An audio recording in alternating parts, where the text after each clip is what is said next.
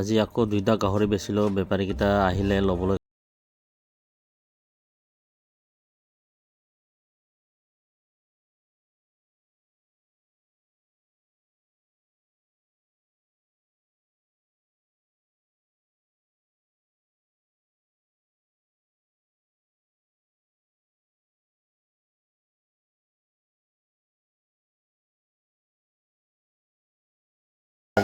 দিলেও নহয় নিদিলেও নহয় কি কাৰণে আপোনাৰ মোৰ ইয়াত গেট নাই কাৰণে মানে বেপাৰীক সোমাব দিবলগীয়া হৈছে আৰু মই এইটো টেম্পৰলৈকে বনাইছিলোঁ বনোৱাটো এতিয়া ট্ৰেইনিং লৈ আহিলোঁ সেইদিনাখন ধেমাজিত গৈ মেলি তাৰপিছত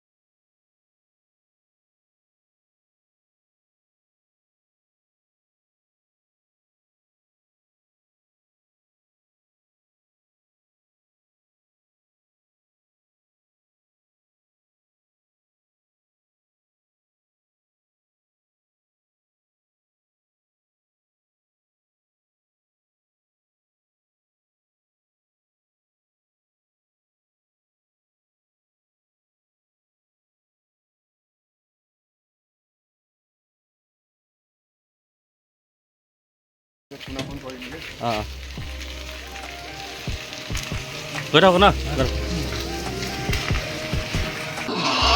আকৌ একটাতে নিবলৈ আহিলে বেপাৰীকেইটা বান্ধি আছে ৰাতিপুৱা একটা লাগি গ'ল আৰু ৰাতিপুৱা এতিয়া 12টাৰ বজাত আকৌ এটা নিবলৈ আহিছে ল'বলৈ কাৰণে এতিয়া এহেঁতি বান্ধি আছে এহেঁতি ইমান স্মাৰ্ট নাই আগৰ নিচিনাটো আগৰ দুইজন মানে অলপ স্মাৰ্ট আছিলে গাহৰি বান্ধিবলৈ কেনেকৈ বান্ধি লৈ যাব লাগে এহেঁতি জানে এইকেইটা অলপ মানে বয়সীয়া মানুহ ইমান স্মাৰ্ট নহয় এইকেইটা খাচী কৰা হৈ গ'ল আজি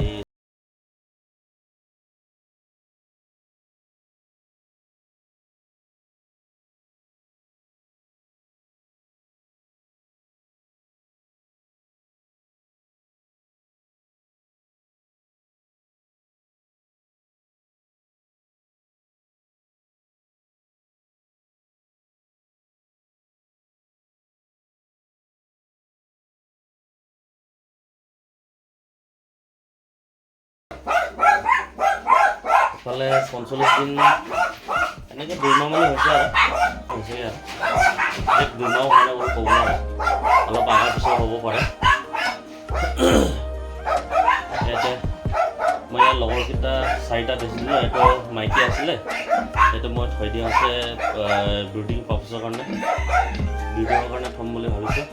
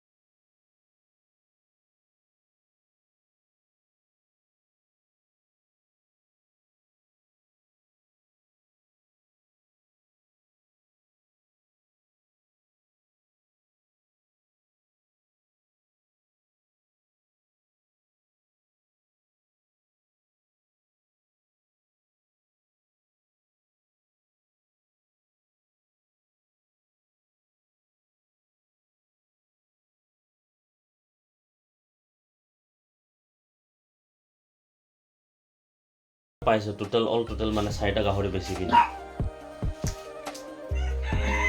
তাৰে ভিতৰত মই একটাতো 20,000 দিলোঁ, 20,000 নহয় মানে 20,000 অলপ কম হ'ব, 18,000 19,000 এনেকৈ পৰিছে মানে।